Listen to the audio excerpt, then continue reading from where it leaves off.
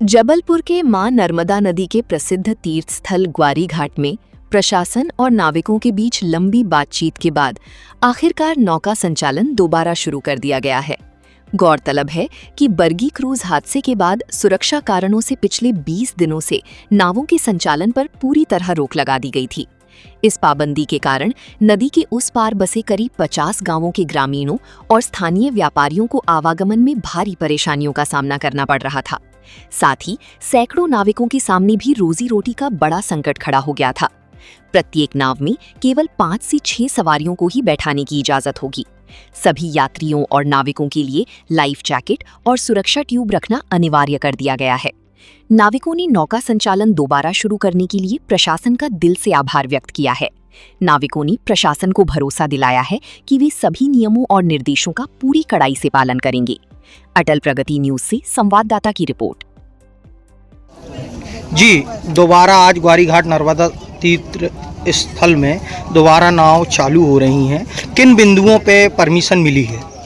विगत 20 दिनों से नौका संचालन बरगी क्रूज हादसे के बाद बंद था, जिससे कि यहाँ आने जाने वाले जो उस पार 50 गांव लगे हुए हैं और आने जाने वाले जो व्यापारिक लोग भी हैं उनको भारी परेशानी का सामना करना पड़ रहा था।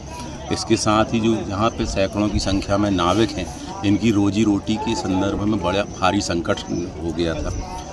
एक लंबी लड़ाई के बाद और प्रशासनिक बातचीत के बाद आज प्रशासन ने कुछ शर्तों के अनुसार सुरक्षा के हिसाब से जो लाइफ जैकेट हैं, ट्यूब और 5-6 सवारी की संख्या निश्चित करके नौका संचालन चालू किया है। इसके लिए हम प्रशासन का तहे दिल से शुक्रिया अदा करते हैं, क्योंकि यहाँ पे जो नाविक लोग हैं इनके लिए एकमात्र साधन नाव ही है। बरसात के कुछ दिन बचे हुए हैं, कमाई का थोड़ा सा समय बचा हुआ है।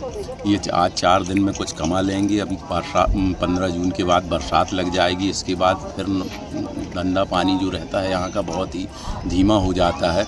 और वैसे भी यहाँ ग्वारी घाट में नाविकों की स्थिति इसलिए ख़राब है क्योंकि हर बड़े पर्वों पर नाव का संचालन बंद कर दिया जाता है, जिससे इनकी आवक जो रहती है कम हो जाती है।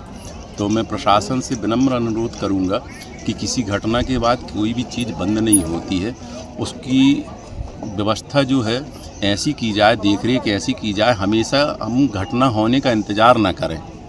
हमेशा अगर हम इसकी बारीकी से नज़र रखेंगे तो ऐसे हादसे भी बचेंगे। और अगर नावें चलती हैं तो जो नर्मदा तीर्थ में हज़ारों की संख्या में श्रद्धालु आते हैं, उनको ये लोग डूबते हुए भी बचाते हैं। ग्वारी घाट में गोताखोरों की कोई ऐसी परमानेंट व्यवस्था नहीं है। जो भी लोग डूबते हैं या डूबने लगते हैं तो उनको ये नाव वाले ही बचाते हैं, तो उससे उनकी भी सुरक्षा रहती है। और मैं एक बार पुनः प्रशासन का धन्यवाद अदा करूँगा कि उन्होंने ये नौका संचालन चालू किया और इस पर बारीकी से नज़र रखें। और हम लोग भी इसके लिए कड़ाई से पूरा पालन करेंगे प्रशासन के निर्देशों का। नर्मदे हर।